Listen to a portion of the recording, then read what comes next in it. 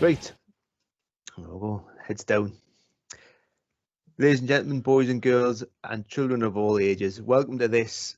I can't even remember what episode of the Odd Side of Dice podcast stroke YouTube video channel. Today, joining with me is my good friend Kieran.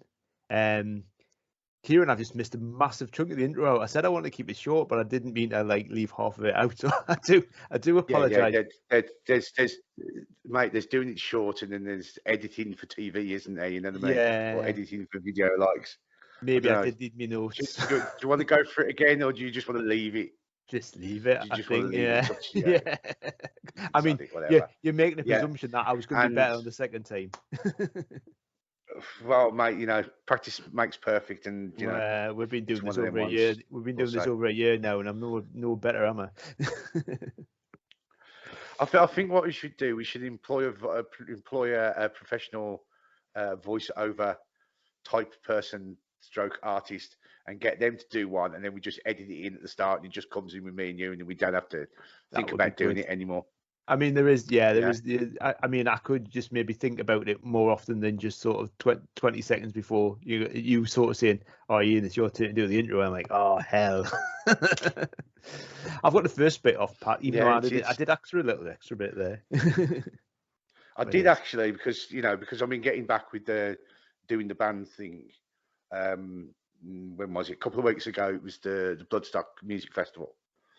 And lo and behold, so like complete random person that you'd never actually expect to be at a heavy metal festival show, but Brian Blessed was there.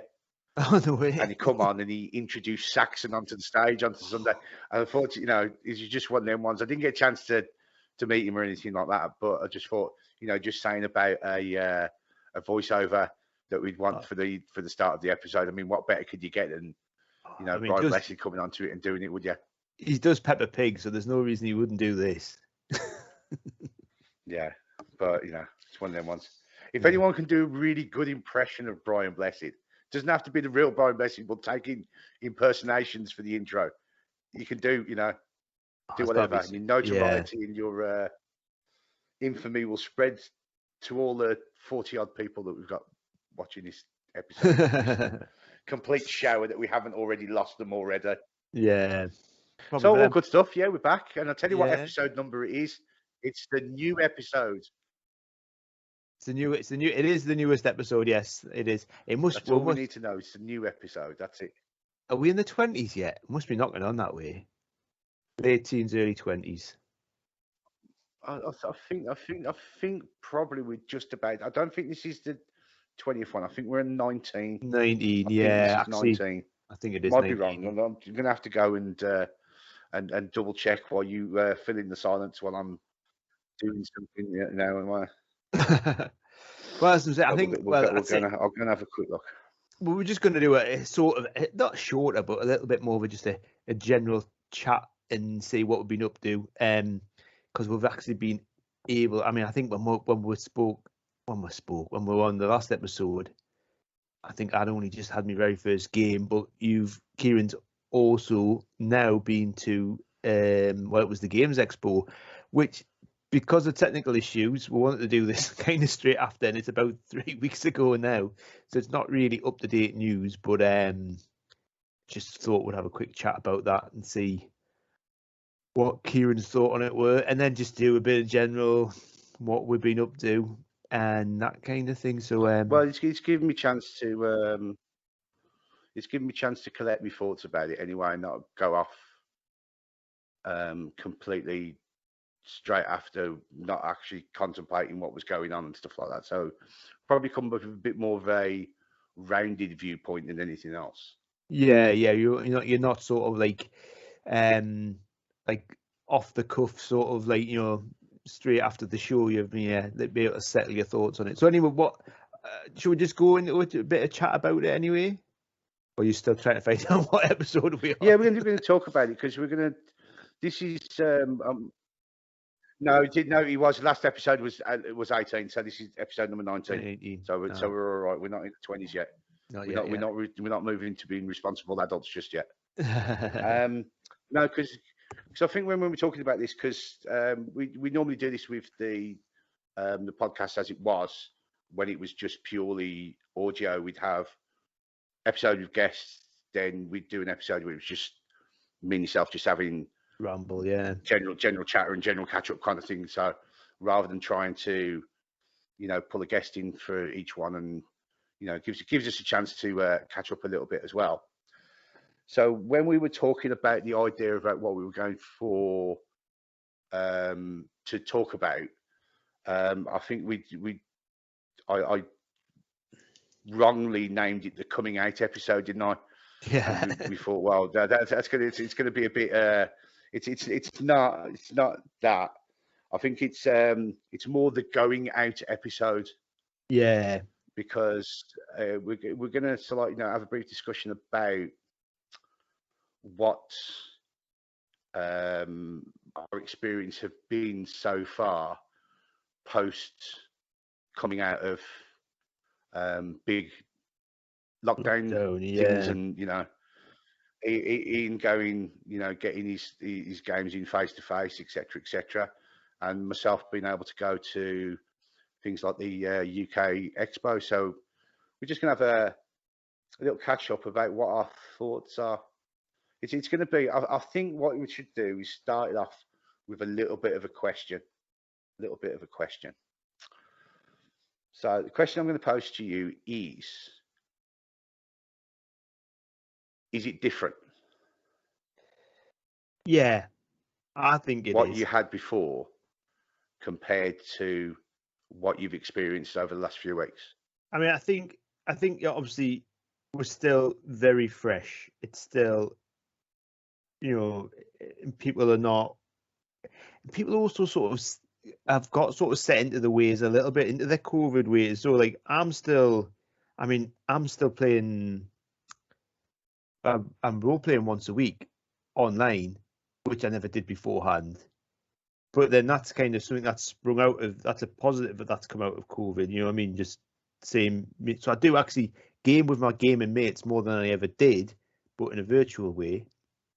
But yeah, I think there's still that sort of, no, I don't want to use the word stigma, but it's that kind of like caution.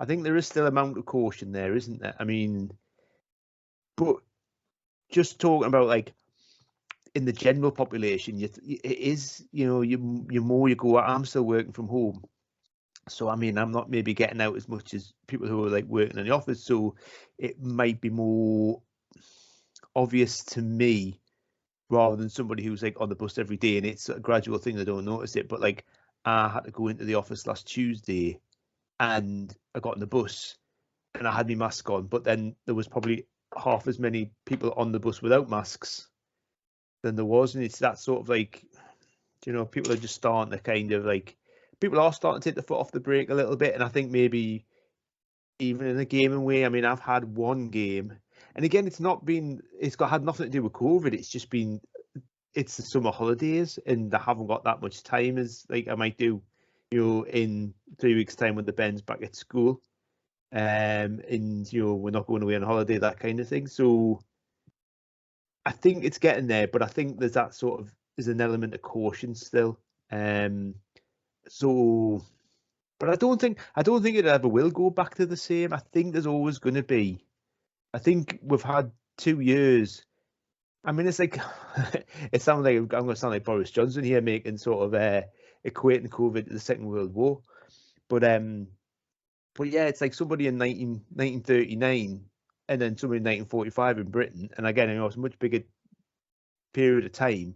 But yeah, England in 1939, England in 1945 were hugely different. And obviously it's not because of the timing of the war, just that stuff that went on in there. You know what I mean? So it's the same. It's going to be the same with COVID in a sort of more compact way, I guess. But yeah, start of 2020, and well, we're getting on the end of 2021 now, aren't we?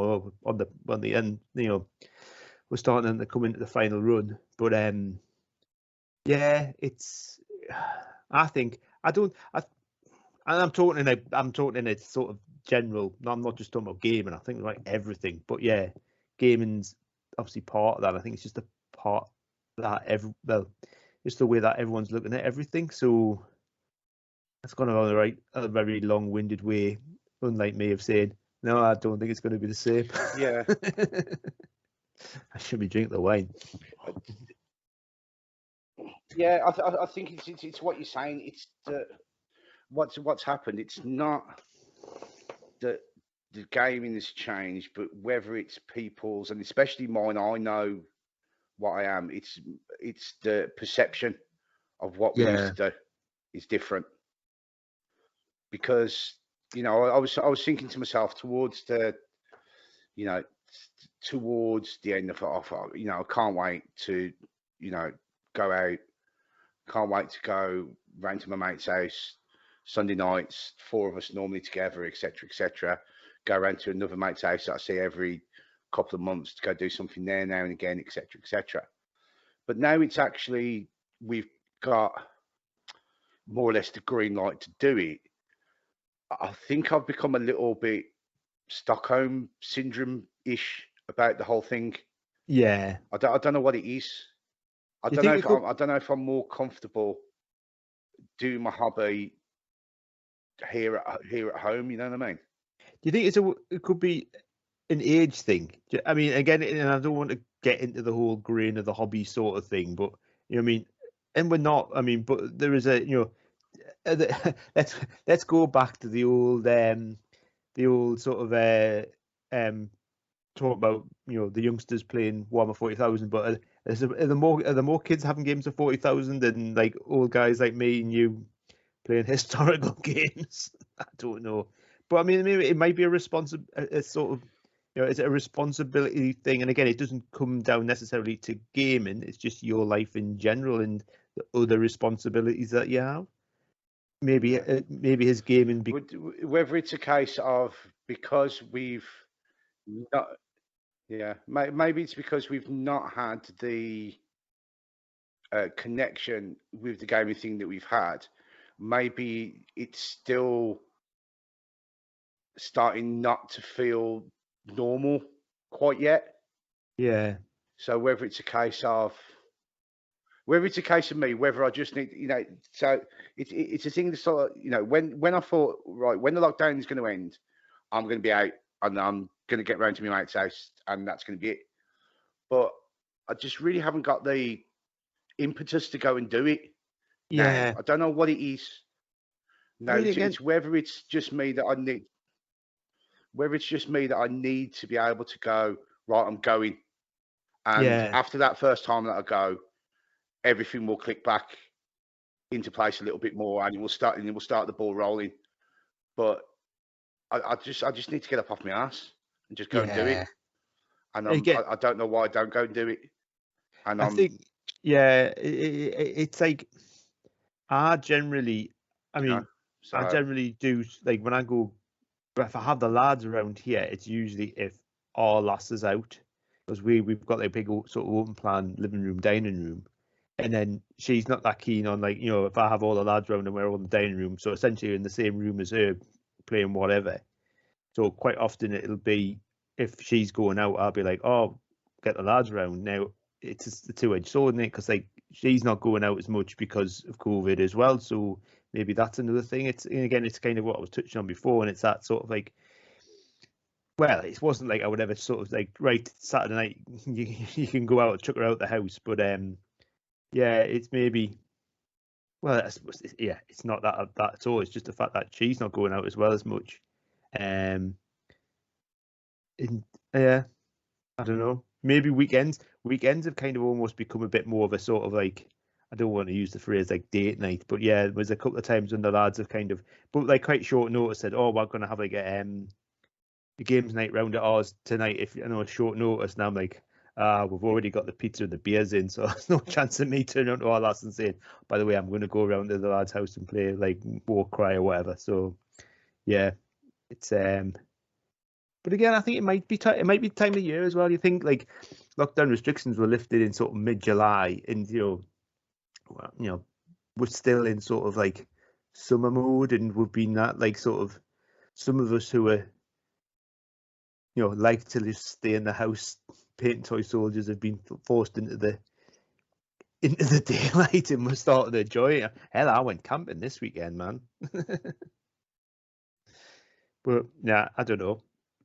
I think it will change. I think it'll go back to some it's too hot, semblance. too Yeah. cold, it's too rainy. Oh man, we would absolutely. We were blooming camping for one night in a blooming monsoon.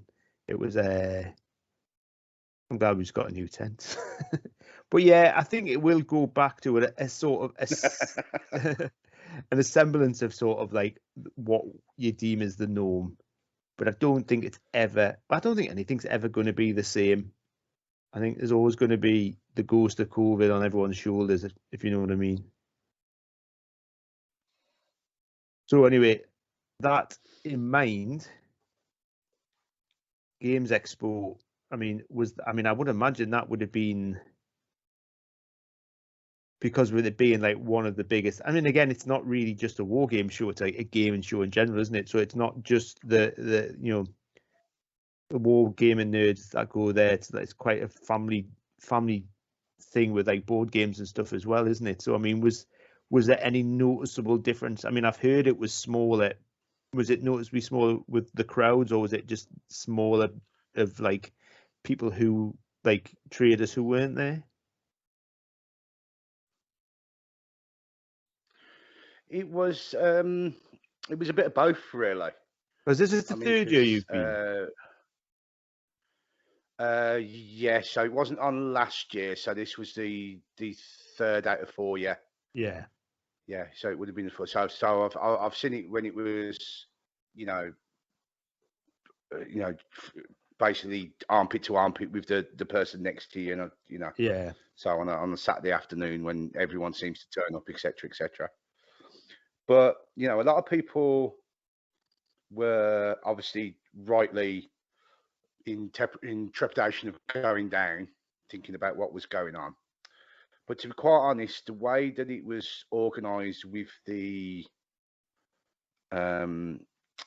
actual NEC themselves and then the event staff, I don't think they could have done anything more. I mean, because you had to have proof of that you'd been double vaccinated or you'd got a recent negative one of the lateral flow tests or PCR tests or whatever, whichever one is, and you had to show that before you even got access to the NEC in the first place. Right. So it's even before you got into the NEC, so you had to show that to gain entry. Yeah. And then you were given a wristband and stuff like that to show that you'd passed through that point, and that one lasted you for the day, and you had to do that pretty much every day you were there. So it wasn't like you'd show it once and then you're in sort of thing, on.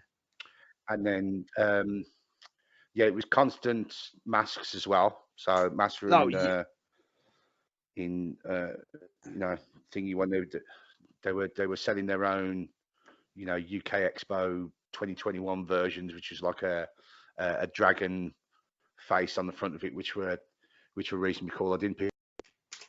They were around there, and they seemed to sell out pretty much on the first day. So it was one of them. So for organising and probably from the trying to keep it as healthy as possible, I don't think they could have done anything more. I mean, I never felt like dubious about being in there or anything like that, because I thought, well, if everyone's had to go through the same setup that I've had to go through and everyone's been honest about it, then can't say anything. I mean, I've not heard any stories about that there was a link back to a big breakout between people who were there for the weekend, and it's been responsible for a big surge in cases amongst the people who attended. I've not heard anything like that. If anyone can tell me any different or point me towards anything that's any different, then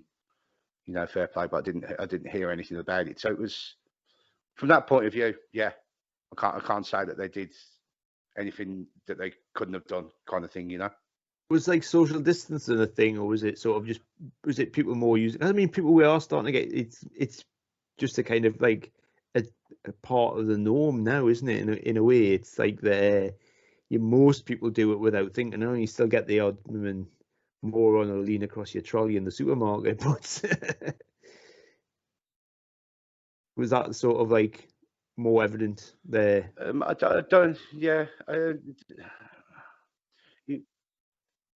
I mean, you've been to shows yourself, because obviously you've been to Salute and stuff like that in your past. Yeah, You know what kind of a rugby scrum it can be yeah, when you're looking at stuff on tables and stuff like that. You know what I mean? It's like, you're 50 plus something, WI women going to a jumble sale and hitting that really expensive table that they have at jumble sales and trying to get the best stuff. So you know what it's like.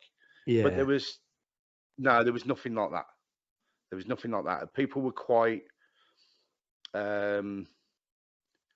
It wasn't so like evident that everyone was trying to keep, a couple of meters away from each other. I don't think there was that, but it was definitely like when you were next to someone on the table, if you wanted to move in one direction and they wanted to move in the other direction, so you were sort of like crossing on the table, then you'd go, well, I'm going to walk around rather than push past you, kind of thing. You know what I mean? So there was a lot of everyone was a bit more conscious about not, barging people out the way and getting super close to people, but being a bit more, I suppose, a bit more, what's the word? I'm trying to think as well. A bit more conscientious about what was going on. That's the word. Maybe, yeah, you know what I mean? Something like that. It's become more the norm, though, isn't it? Generally, and yeah, so there's no reason to think. I think everyone's come a bit more. I don't want to say this. Yeah, I don't want to say it has, but I think a lot of people have come a lot more polite during it. You know what I mean? Yeah, people say hello to each other a lot more. I've noticed in the streets. Yeah. Even us weirdo gamers. Yeah, well, we do, because we know each other's pain anyway, don't we? We know what's going on anyway. So it's all that one. So so the show itself. Now, normally it's spread over, like the vendor bit is a good, so like hall and a half normally, with another half the hall set aside for various competitions and stuff like that they normally have going on there. Now, it was noticeable that the amount of actual vendors that were there was a lot less than what was normally there. And there's a reason behind that one, and I'll go into that one in a second. Yeah. And so there was far less vendors there. So the actual distance they had between the different vendor stalls, they'd increased the distance because they had the availability of the room in the hall. Mm-hmm. So that then as well added to the trying to spread people out a little bit more. So I think it was probably a good thing that there wasn't as many vendors as there was previous years, maybe.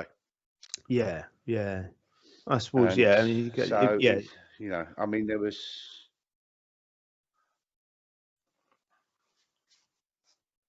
And then the other hall, the one that's normally, like I said, like the tournament area, the various games, there was no tournaments going on. I didn't see one. Yeah, so I don't know whether they were holding them there or whether they were holding them in, because I know they've got like the hotels and stuff like that where people were staying in, where they normally have all the role play stuff going on and all that kind of stuff. So whether they were smaller ones outside of the NEC, maybe, but I don't really know if it was. I'm sure. I'm not saying this. Something that was. It was noticeable that it wasn't happening at the NEC. I'm sure I heard something prior. I might have made this up, but I'm sure I remember reading something probably on Facebook about they were going to do a Marvel Crisis Protocol like event, and they pulled it, but it was quite close to the actual date of the expo. So I don't know if that's maybe been the expo pulling things, or if it's just the organisers of that specific event thinking, no, we're just not going to do it for one reason or another. But yeah, as I'm saying, I'm sure I've heard something else, I think they had. I mean, again, I don't know for certain, but I'm sure there had been plans to have like events, like tournament sort of stuff on. But if you're saying it's, I mean, probably having stuff in the hall would be the ideal place to have it rather than in a hotel. So I'm wondering if they have just pulled it. So we had, so you had the area, the hall that was like would have been originally for the tournaments and stuff. So the tables were still set out, but it was noticeable that people were doing just sit down and play games. Oh, so So even when you walked in there, games. that it was not. There was still gaming going on, yeah, but it wasn't like an organised thing. It was basically, you know, people would just get together at the end of the day, and when all the stores had closed down, they were just getting together and just having a few drinks and just playing whatever they might have bought during the day. You had the big, like the board games library type of thing where you can go and buy your games out and stuff like that. So that seemed to be doing quite a good trading, lending games out. So I don't know, what they were doing about whether they were sanitizing stuff when it come back in before it went back to the next person. Probably something like that was going on. So yeah, it was good to see that there was people there enjoying themselves and enjoying being able to play with people they probably don't see for the rest of the year, even without situations being what they were and what they are. You know what I mean? Yeah. So let's get onto the vendors, shall we? Yes. Let's get onto the reason why the vendors. Because we know that if you saw anything with the Games Expo itself, it's normally sponsored by 2 or 3 quite big names within the industry. GW get part of it; they like to plaster their logo all over it. There's the big YouTube channel, Play on Tabletop, what used to be Thingy, Beast of War. What do you call them?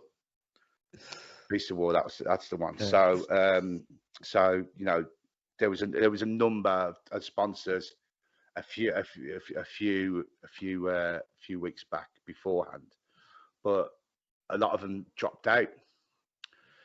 Now I didn't really know why it had happened until I ran into a friend of mine there who used to be one of the people who used to be on the running side of it. So he used to get his free entry to the show, walking around in his blue or red t-shirt, trying to act important. That he was, a member of the organising people going left, right, and centre, and all the rest of it. And I was speaking to him about it when we went to the Witherspoons bar that was just outside the hall, just having a catch up for 5 minutes. And he was saying what the problem was, because they had to delay the show from the original date that it was going to be back on. If you remember, it went back on. It was supposed to be at a certain time during the year, and then they had to put it back because the COVID thing was extended a little bit. Yeah. What that then did, that then clashed with the Hammerhead show. Yeah. That's a lot more of the, the tabletop war games style, historical war game style. So a lot of the people who, a lot of the companies had booked onto the expo and booked on to go to Hammerhead as well. But because then Expo went back, they said, well, we can't do both. And we've already said we're going to do Hammerhead. Probably Hammerhead is probably where they make the most money because it's a tabletop show. So they're probably more likely to, to make probably a bigger splash being there than at the Expo. So they said, right, we're going to Hammerhead. We can't come to the Expo this year. So the numbers went down. Mm-hmm. The only problem was then a week before Hammerhead got pulled. And Hammerhead got pulled. Yeah. But the problem was that all the people that then didn't have enough time to go shift. Right. So we were aiming to go to Hammerhead, but now we haven't got the time to organise it, that we can now come to the Expo instead. So that's why the number of vendors and the people who were there was quite noticeable as well. The people who weren't there, there was only 2 or 3 really big, really big companies that I, from a tabletop point of view, that I could say were there. Warlord being one, obviously, because Warlord are at every single show. I think they've got like 14 different teams that go to the shows anyway, so they can pick a match where they go, etc., etc. There was who else was the other big one? Mantic.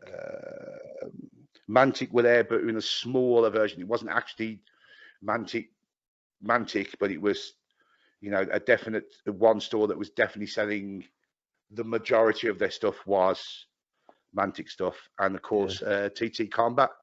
I think those were the big three names that you could probably put in from a tabletop gaming point of view about the people who were there.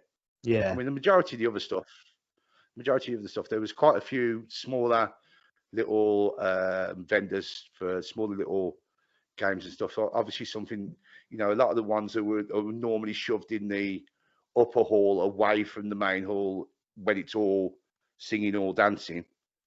So they got, you know, to be on the actual main floor instead of being to, like, you know, pushed to the side a little bit. So that was quite good. Yeah, there was, you know, there was bits and pieces, but it's definitely, UK Games Expo is definitely a board game show. Yeah. Board games first. Hands down, it's board games first. So, I mean, you know, if you're not at all interested in board games, then, you know, you'd have very little to look at going to. You know, you'd definitely be in the minority, let's say the people who are in attendance. I've heard somewhere that this year it was a little bit more balanced between board games and war games, again probably because in the same sense that there may be less board game companies and traders there than other years, but maybe that was, I can't remember who it was, I forget, in the podcast I'd heard. There was probably a bit more. It was a bit more noticeable that the terrain guys were there. So obviously TT Combat being one, they had quite a big store that they normally have, and they shell out their ways. But you also had the guys, you know, the ones who do the like the click together phone board stuff. Is it Battle Systems or something like that? Yeah, Battle Systems. Yeah. Always fancy their stuff. Yeah, so they had. Yeah, because one of my mates was actually working the store there as well, so it was, you know, got to have a peruse of that. There's some nice bits amongst that, but, you know, it was a bit too steep for my wallet. Yeah, it's nice, but it's nice, but it's expensive. But you're paying for the product, aren't you? Well, you pay for what you get, and you pay for the easy one. So it was so it was probably a lot more noticeable. The balance was there. RPGs was definitely a big one as well, but RPGs is always a big one at the expo because it goes sort of hand in hand with the board game crowd that they enjoy an RPG as well. So it was definitely a lot of that flying about. And then actual miniatures wise, who was there? Who can I pick up that was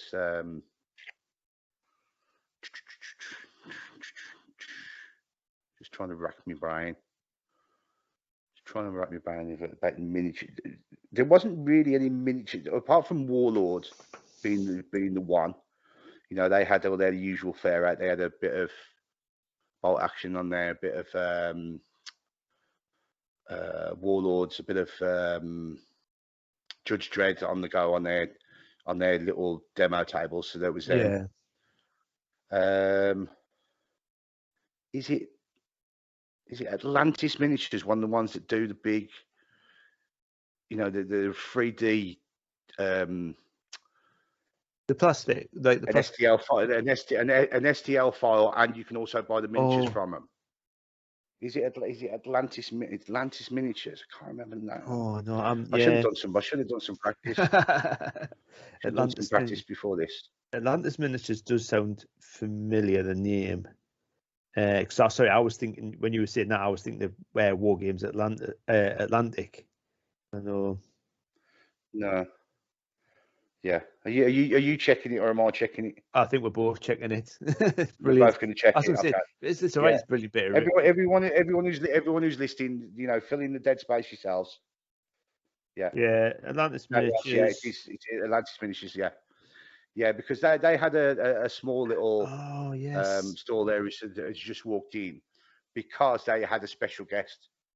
Probably Ah, one of the only reasons why I went to the UK Games Expo this year and didn't go anywhere else.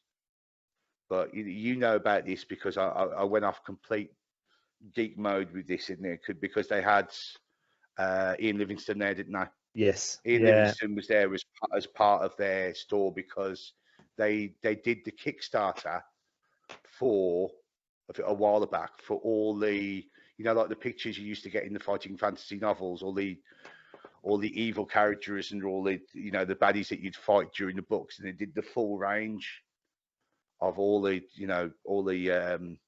the people that you come across and the enemies that you fight in those, and it was they were showing them off as well. But that was a Kickstarter that happened so like a couple of years ago, but you could pick them up, and then Ian Livingston was there doing his book signing of his new fighting fantasy novel, and he did a couple of talk throughs. So on the Friday he did the history of GW, how it all started up, and then what he sold it for, and then what he's doing now, kind of thing.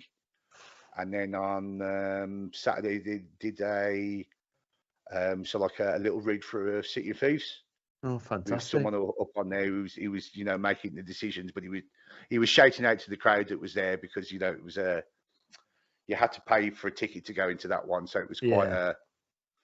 a close knit one. But that was quite good. So those were the two big highlights, I think. Being able to listen to his stories and then meet him and get me 1980s copy of Warlock of Firetop Mountain signed Fantastic. and all the rest of it. So it had to be done. I was hunting the loft after I saw that photograph. I was hunting the loft for mine. I can't find it, so I don't know where it is. It'll be around somewhere. I've got a couple of the old. I'd lost my original ones. My mate Simon, who we'd had on a couple of episodes ago, a couple of years ago, maybe me 40th, actually bought us a couple of old ones off eBay, but the originals. So I'll have to dig them out. I haven't looked at them for a long time. But importantly, Kieran, what did you buy? Well, to be quite honest, I went with. I normally have to set myself a budget, but it's one of them ones. Normally, budgets go out the window.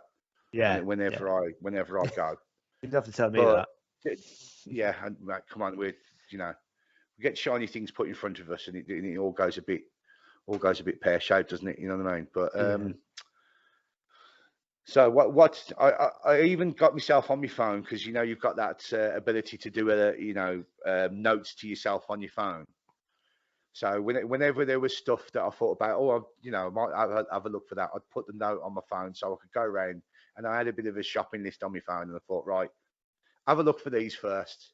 Yeah. If I get these, I'll be happy. Anything else that I pick up afterwards will be whatever it is. You know what I mean? So the first purchase went to the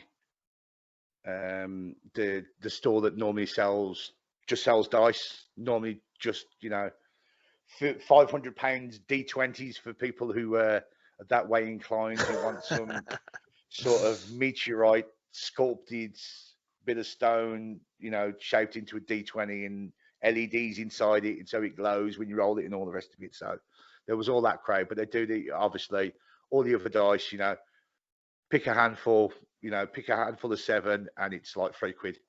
Right.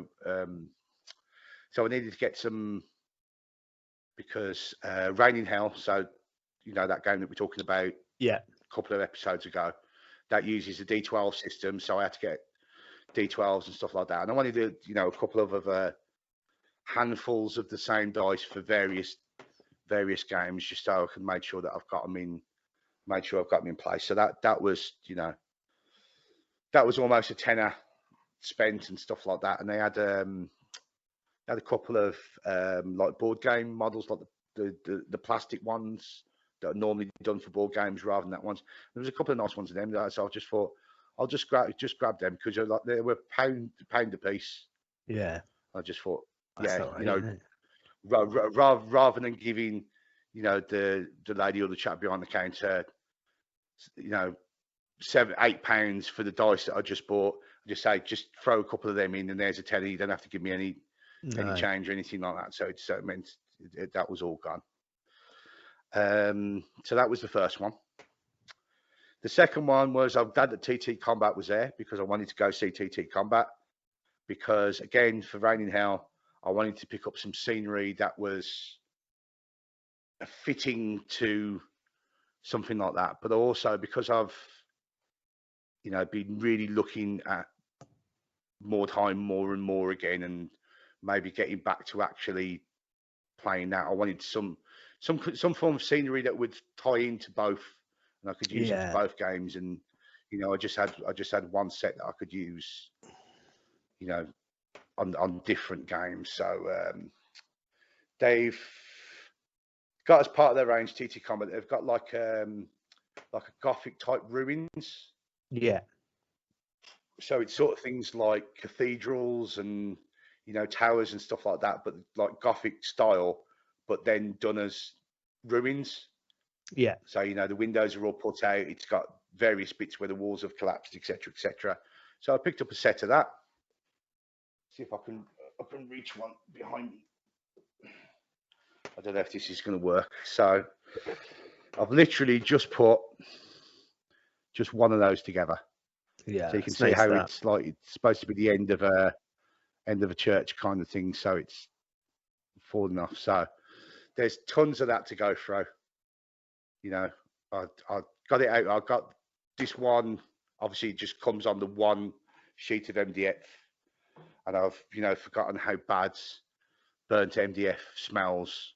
Oh, I quite like it on your fingers and stuff. That yeah, I don't know. It does me now and again. There's no way I could do it for more than, you know, for more than an hour or something like that. I think I'd be turned off unless I've got some real forced ventilation or a mask on or something like that. I think it's I'd probably we'll have to my be lungs. slowly.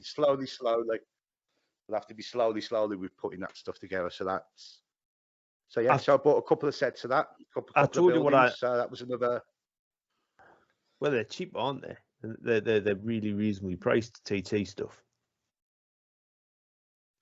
Well, I think the two sets, one was like 12 quid, the other one was 15, 18 quid.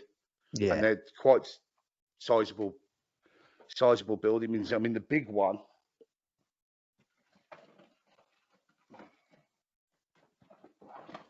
it's great having everything behind you.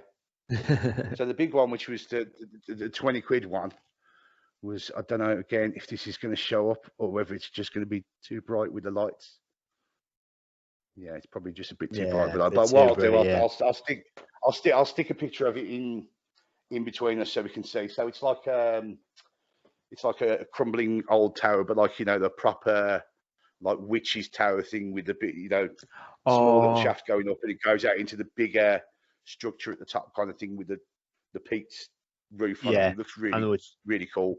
Which one you mean? Yeah. So there was one of them. So I thought I was going to go with that. Very cool. But they were doing their deals. I don't know how they do them. You know, whenever you go to shows, you see them that they've got. You can have everything on this table, and it's a 4x4 table, absolutely cram-packed with terrain and buildings all better. And you can have all that on there, 100 quid. Yeah. I thought to myself, well, if you're going for a set of terrain and you know what you want, you know what style you want, you can't beat it as a deal. No, I mean, look at all that Carnivale stuff I've got. I mean, I bought it all individually mostly, but it wasn't massively inexpensive. And I've got a full, actually it's a 3x3 table, but it looks bee's knees, really, really nice stuff. As I'm saying, yeah, I mean, some of your other stuff, there's a bit more detail on them, but they do, at the end of the day, they do the job really, really well. It's one of them ones. You can get more detailed sets, you can get fancier sets, but yeah, to be honest, you know, if at the end of the day, you know, terrain's there, isn't it? Yeah, terrain's on your board. It shouldn't the more fancy terrain, the more it's going to take away from your models that you've got on the board. In my mind, so I'd rather have something that's a representation, which then doesn't have to go. Well, over I the think top, you know what I mean? we were having a talk the other day, I think we'll mention this as well because I've just got the just going off a bit of a tangent, but I've just started printing off the resin terrain from Futsal from the last Baron Wars Kickstarter. Now, the MDF terrain looks brilliant, but at the end of the day, no matter how well you paint it up, and yeah, you can but if you just do it straight out the box and paint it up nicely, but it still looks a bit like an MDF box with a roof on the top. You've got to do a lot of work to it. But then the resin 3D printed stuff looks like a proper house. You know what I mean? I mean, I don't know. Again, I don't know how much I've just been painting up. This is one of the hovels. I can't wait on the camera is from the that's from the Kickstarter. You can see obviously I've only done half of it. Well, I haven't even done half of it, but it looks like a solid piece of stone, doesn't it? Well, that somebody who does it in MDF would be very, very clever about how to do it, but it will look like an MDF version of it. So that's the new stuff from Futsal for Baron Wars, which is very, very nice. I don't know if it's actually on general. I don't know if it's on general sale yet. The files. I mean, they're going to be able to sell them. I don't know if they're going to be selling the SDL files, but my next job's to do the church, which I think is probably going to take me about a week to print. So I'm going to try and get that done before I go on holiday next week. But anyway, back to what we were talking about, Kieran. Sorry, first tangent of the show, not bad. Well, yeah, it's taken about an hour for you to get to it, so that's normally all right for you, isn't it? Yeah. Yeah. So that was so there was that one. There was that one. What else was on my list? See if I've still got my list on my phone, so I can. So I'm not guessing at it. I don't know if it's still on there or not. Oh no, it is still on there. There you go. Okay. Yeah. So the only other thing I was looking for, and I've got them since because I've got them from Green Stuff World, but I was looking for some little brass etched symbols for going on various armors and stuff like that. So I was looking for some of them, but again, there was nothing like that there because it wasn't really dealt into being that side of the industry. So I was all right that I didn't get them. But like I said, I got them later on in a care package from Green Stuff World anyway. So I was happy enough with that because it means I could spend more money at Green Stuff World as well and get some other bits and pieces as well. So just as easy just to do that. So that was really the buying off the list. I mean, the other stuff was just basically just wander around and see what's there. Do you want to know my big I don't know top tip to check out from the expo from people I saw? Yeah. Right, you're gonna have to wait again because I'm gonna have to get it out of the drawer. Find out if it's still there. I remember last time that's when you got. Did you get it at the expo? Did you see expo was the Kung Fu Panda board game, didn't you? The Kung Fu Panda I'd ordered through the Kickstarter. Ah, right. Because there was a little slip that was in the DVD that I bought for the kids talking about it. But then I saw it and played it for the first time at the expo when they had the demonstration set of it. Right. Yeah. One thing I was looking for when I was walking around is they do have like various sellers that sell brushes. There's one store that's always there every year, ABC Brushes, I think they're called. It does that, and there's also people who sell various paint sets and things like that. But there was another company there this year. I don't know if you know this lot. A company called Colour Forge. Have you ever heard of this lot? Quite new to the industry, I think. Yeah, I'm not sure. Quite I mean, new to the industry, and what they do, they sell rattle cans.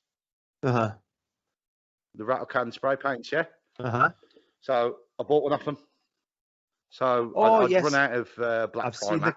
I've seen the can. So I I've seen the decided, can. so I decided, right, I've heard about this lot from other YouTubes, and this one is a real.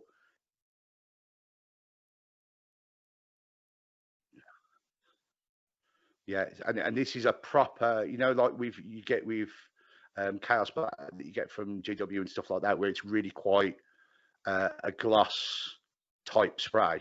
Yeah. This one is, Right.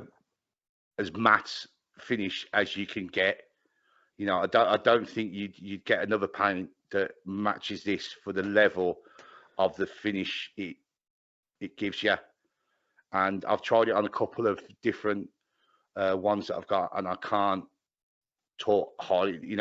Whenever I'm going to be replacing spray paints now, it's going to be this lot. What cost? So I'd go into GW and stuff like that, and it's they're really good. I think they're comparatively roughly about the same cost as the GW ones, but 10-15 quid, that sort of price. See if I can pull one of the GW ones. You can see looks a bigger can. There's a sizable difference between how much you get. Oh hell, bigger can, roughly about the same price. So oh, that's considerably bigger. Top tip: if you haven't seen them before, go and check out Colour Forge. Yeah, tell them the Odd-Sided Dice podcast told you, because we might get some if we push some people their way. They don't. I think they're one of these companies that they only sell direct at shows. You know what I mean? But there is an online place to get them. They're doing sprays like this, but they're also moving into other, bits and pieces like tufts and stuff like that, I think, down the line. Because when you go and have a look at their website, they've got various other bits and pieces that they're pointing towards. But that was my probably my top find from the expo that was this year. So I was quite happy with that one. Quite happy. I might have a look at that, because I've actually been doing some proper painting lately, other than using contrasts, and basically because there were old figures that predated probably me having contrasts, and they had black undercoating on them already, so I had to use them. So I've been using me. I haven't forgotten how to paint, thankfully. Oh no, I was thinking of something else actually, because I know, and I've noticed that TT Combat have started doing their own paints, and I think the tins look slightly similar, but no, they are different. I think you're frozen, mate. No, I had my microphone on mute. That's what it was. We've got it. Consummate professionals, as always. Yeah. So the website is www.thecolourforge.com. So there you go, guys. If you're watching this, there's a shameless plug for your company, and if you want to send me and Ian some freebies, we won't say no. And you've got a bit of marketing there done for nothing, haven't you? So there you go. Yeah, very good. Yes. Cool. Yeah, like that's going to happen. Like anybody gives us anything for free. Shy Ben's getting out. Yeah, so, well, we'll say. All in all, was it a good show though? Importantly, I enjoyed myself. I didn't spend as much time there as I have done in previous years. Normally, go there and go for the day. Yeah. But literally, we'd go down. Me and my partner would go down for, we'd leave mine probably about 11 o'clock, and be back for like 5. So spend a few hours down there, rather than spending the whole day. Just, it was one of them ones.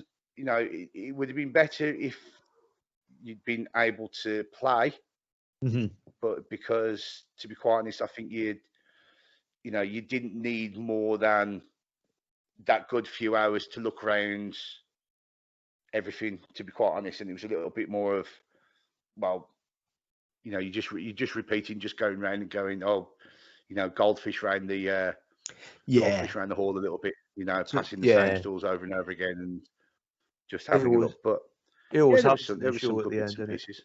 Yeah, I'm just interested one day, pieces, because obviously it's only 2.5 months till Salute now.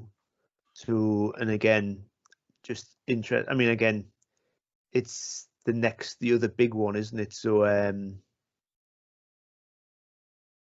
we'll just have to wait and see. We'll have to wait and see.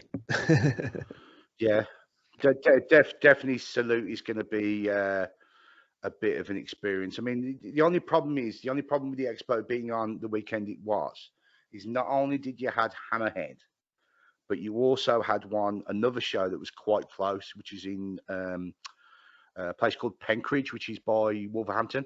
Mm-hmm. The Penkridge War Game Show, which is quite a big one in the Midlands, and it's a one-day show on the Sunday Mm-hmm. that normally, friends go to. So I think a lot of my friends were going to that instead of going to the expo, and I didn't remember that it was on the Sunday. So I'd done all my stuff on the expo on the Friday and the Saturday, and to be quite honest, I was a bit knackered on the Sunday, so I didn't want to really go and do anything. So full weekend of it. I switched off and stuff like that.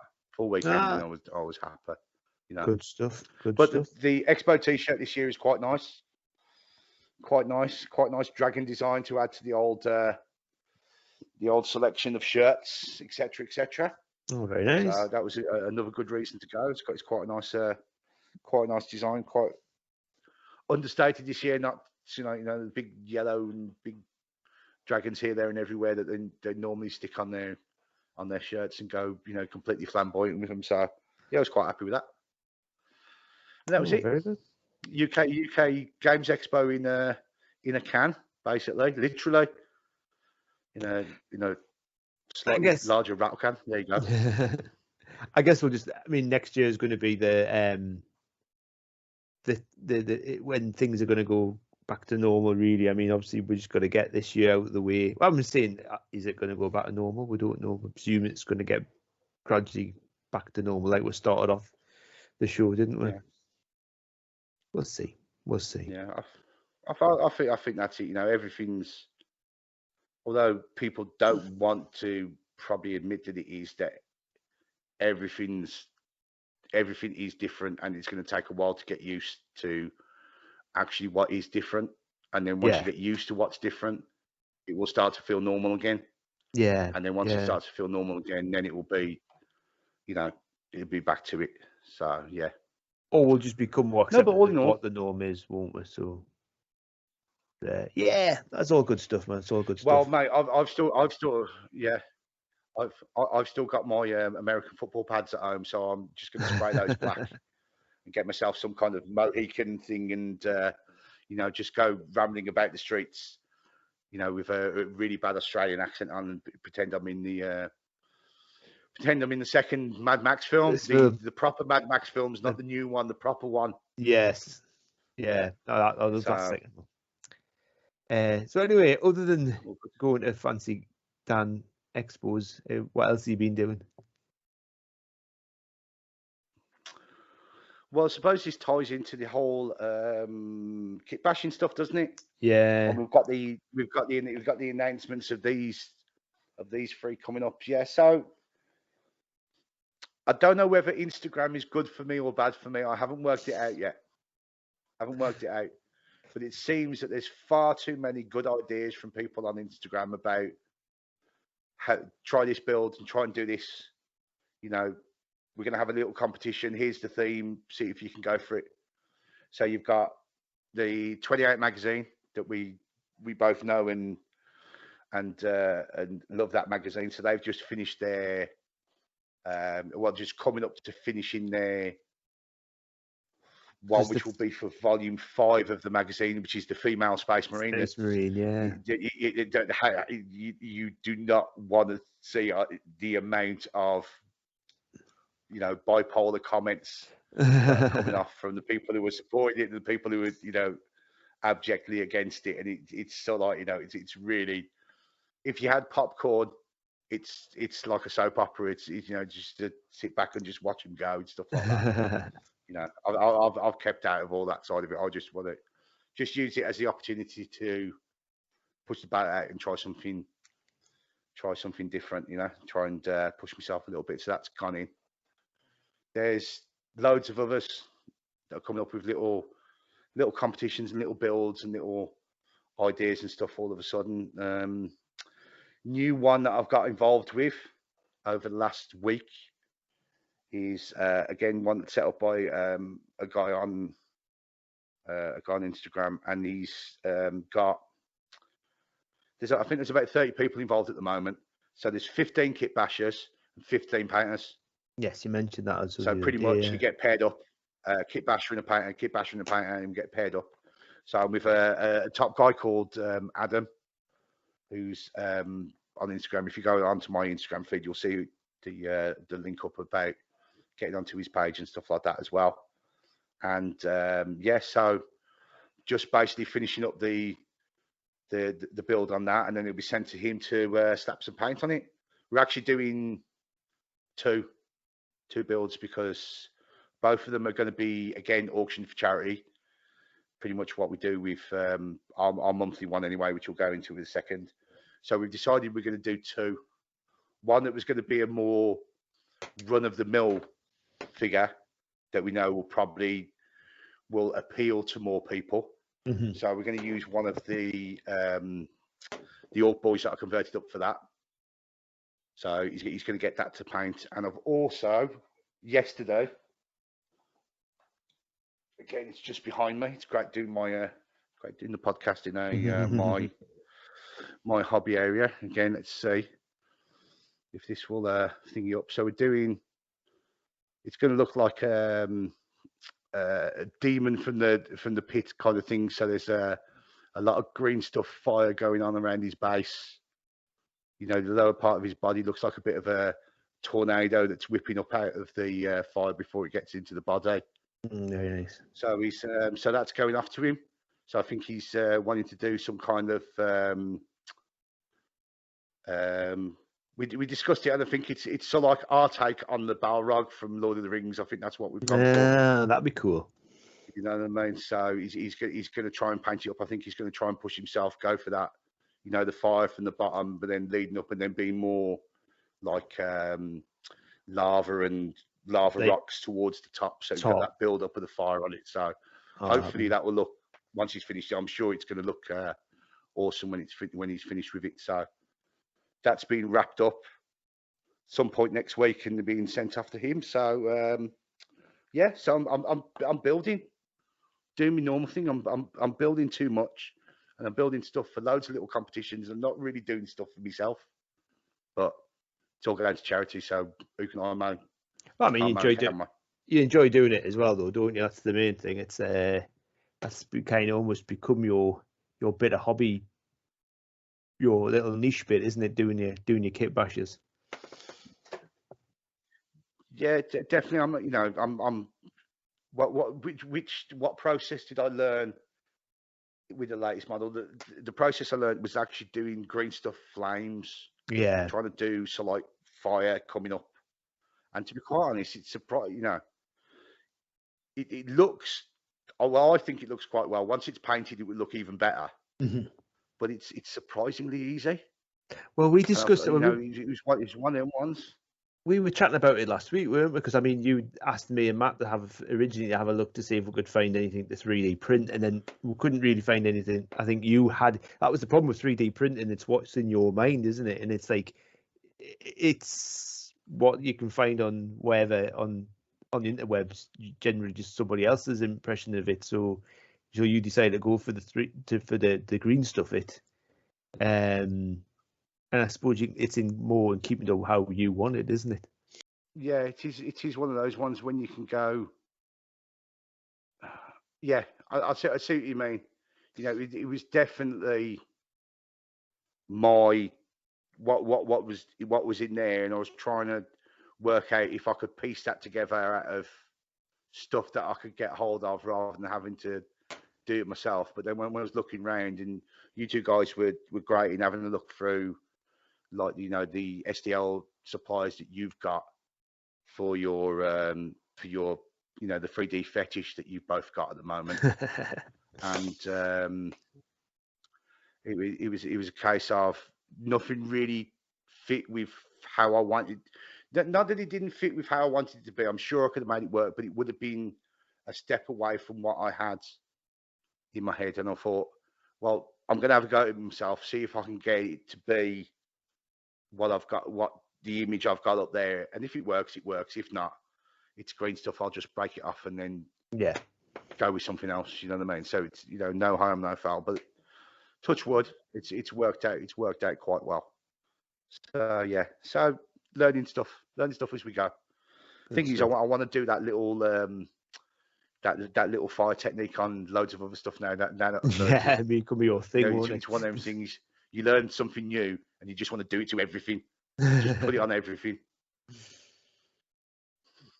Oh, fantastic! You know, so I don't know if I what's the old, you know, you talking about coming up with your, you know, you're taking your step into 40k Marines back into them.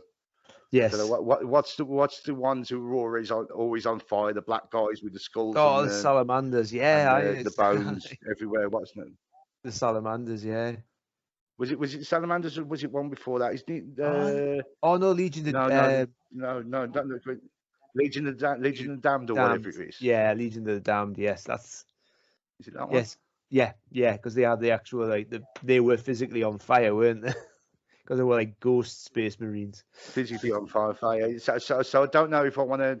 Yeah. So I don't know if I want to go, you know, full 80s rock video and do one of those guys, you know what I mean, in the black, and try and sculpt all the flames onto him and stuff like that, and see what it turns out like. Yeah. But we'll see. Well, as I say, I think we're breaking the internet. So yeah. So what else? So what about you? Well, as you mentioned there, I've been painting some. I came off my holidays about a month ago now. It possibly was the same weekend as the Games Expo, and I've literally up until this week painted nothing but Games Workshop figures. I've painted a full halfling Blood Bowl team with the Tree Man. I've painted a whole unit of. Well, I got the most recent White Dwarf when I took it away on holiday, and I hadn't bought White Dwarf in about 2 years. And they've got the White Dwarf team have come up with their own chapter called the Tomb Keepers. And I thought, oh, they look good. So I started painting some up, and then I got some intercessors, and now you can see. Again, I'll get a photograph and put it up. But they're all both, and I just painting them, and like I'm going to start painting some more. And I've even been told to my mate, it's my old boss from Games Workshop, but he probably hasn't played 40k in as long as me, and he's just randomly at the same time, we haven't had a conversation, but he's just started playing Blood Angels. So he was like, oh, well, I have to have a game of 40k. So I don't know what's come over us. I've been painting Iron Golems from Warcry, which I haven't touched since Warcry came out. They were the ones with the black undercoats.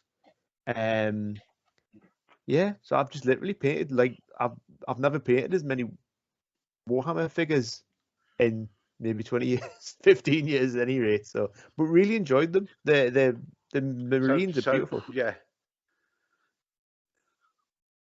So basically, what you're doing, you're single-handedly supporting Games Workshop during this time where everyone's going about boycotting them. Yeah. Yeah, basically, I'm the person who's gonna, you know, it's a sleeper cell thing, man. There's a chip in my brain. It'll be me. Brad Morgan will be doing the same. He'll be the only person going into the shops because we feel just oddly compelled to buy Games Workshop stuff.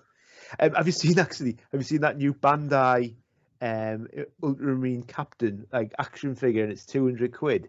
I don't know if you've seen it or not. It just came out, I think, on the internet this week, and I was playing role playing on Monday with the lads. Again, I've seen the images. I didn't. Yeah.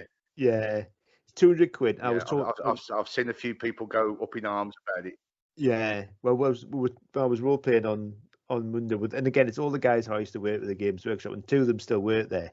And again, it's been documented lately that Games Workshop have been doing so well that they've given the staff all like a £5,000 pay bonus, and so then they thought to myself, oh, how can we recoup some of this £5,000? I know, we'll bring out a £200 Ultramarine. That'll get some of the money back off them.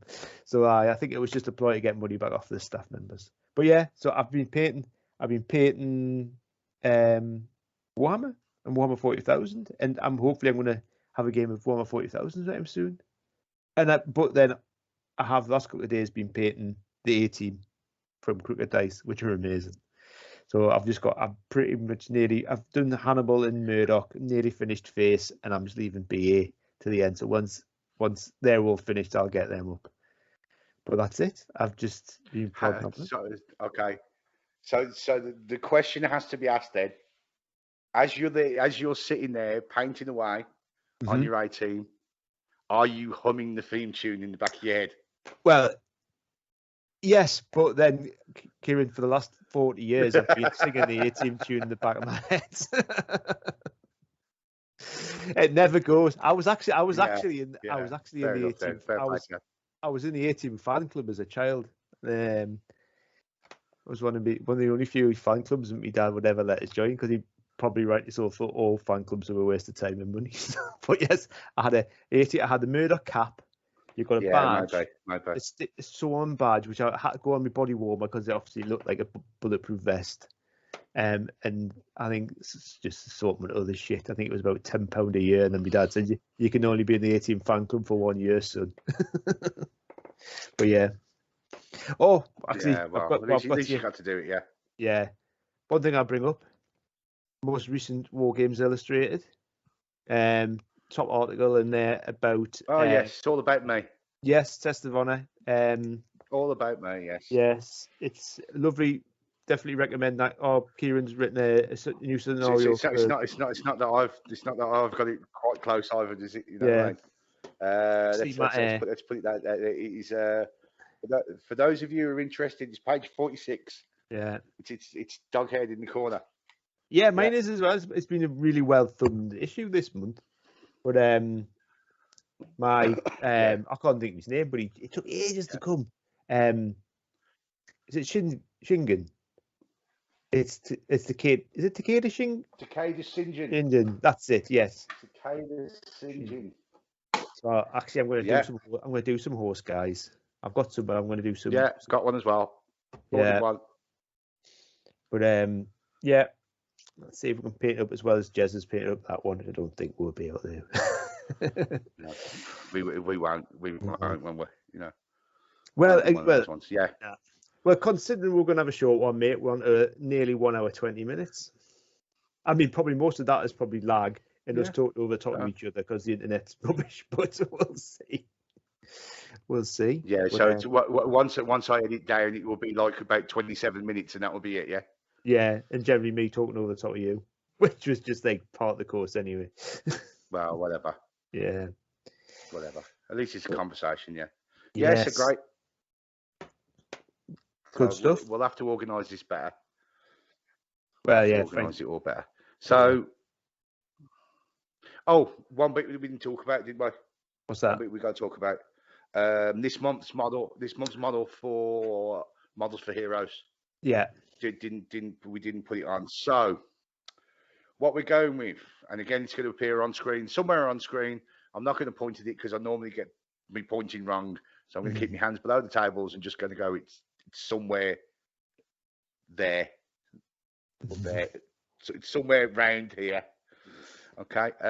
So we decided that, unfortunately, the last one we did, the Eldar guy didn't really make anything for the charity, and we were a bit downhearted about how we were going to do it going forwards. And I think we realised that directly selling the model, you've got a limit to how much you'll be able to sell the model for, because it's only basically based on, well, how much would someone pay for that single model.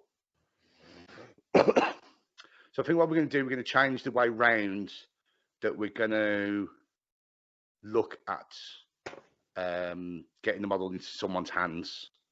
So because Kill Team coming out, and because, you know, Kill Team is the only GW game that I'm even remotely interested in, I've bound together an alternative Orc Commando figure with a big power claw and a nice big blade on him, a nice big gun, and so, like, you know, alternative one to go into, you know, your Orc Commandos band if you're buying the box, or if you're not buying the box, you can still use him as a standard, so like you know, or I keep giggling whenever I have to say the word orc knob for some strange reason. It just, you know, it's one of them ones. It could be a mega knob. You know, if you're interested, say that you've just taken it too far there, haven't you? So what we're going to do is you're going to have to check out the Facebook page for this, because what we're going to do, we're going to put a donate thread up on the Facebook page.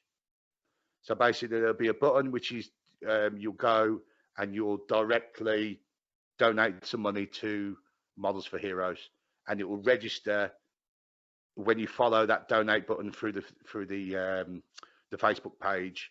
It will automatically register you as being someone who's donated to the charity. And then at the end of the month, what we're going to do, just going to have a look. Everyone who's made a donation, names will go in the hat, and it will literally just be whoever's name is drawn out. So it's literally up to you. We're not going to say that you get a certain amount of entries for how much you give. It's not based on the person who's got the deepest pockets, the person who gives the most money.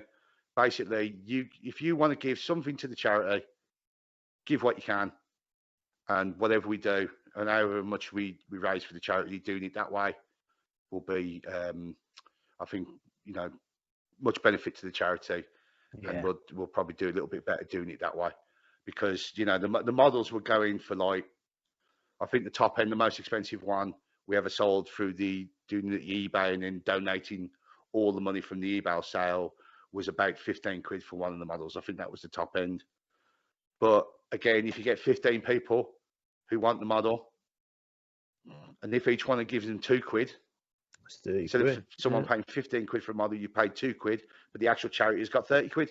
So it's doubled the money that the charity gets. So we think it's probably the way we're going to go forward now. We've actually put in the model forward. So yeah, it's the orc this time round.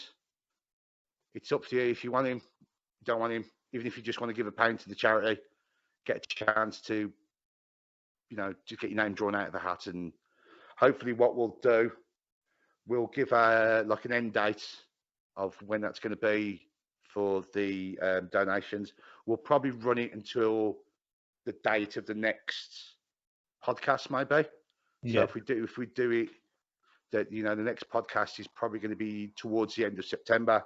What we'll do, we'll actually draw it live during the next podcast. Yeah. And then we'll do the next one, and then we'll draw it live during the next one. So at least, you know, everybody be able to see, and everyone's got a good few weeks to decide about, you know, do you want to donate or don't you? And that's it. That's all I've got to say. I'm done. That's it. Yeah. Well, in that case, then I think we'll best get moving before we get kicked off Skype. I think we're getting counted down. We're nearly up to 1 hour, 1.5 hours. So anyway, well, thank you very much as normal, mate. As I'm saying, we'll hopefully get some of the pictures up of the stuff we've been painting and up on the video, and yeah, we'll see when we do the next one, which I can say Kieran's saying probably back end of September. Can't believe it's September already. Crazy, man. But yeah, and we will have a guest next time round. Yes, I don't know which guest it's going to be, but we've got a couple of irons in the fire, and it all depends who we're going to pull out. So yeah, we'll see. Cool. Well, I'll let you do the outro this time, mate, because I made such a balls with the intro. Yeah, well, you know, just to you know, thingy end each section, I'm just going to make a complete hash of the outro instead then. So at least we can bookend it either way, that it started shit and ended shit. Yeah. There you go. So thanks for watching. If you like stuff, there's links somewhere. There's links in the description for the video. Follow the links. Go follow him on his Instagram, me on my Instagram. Again, links below. There's the Facebook page. There's the YouTube channel if you're watching this through Facebook, etc., etc. And that's about it. Yeah. So go roll dice, have fun. We're free to do whatever we want. Yeah. And remember, Gordon's alive!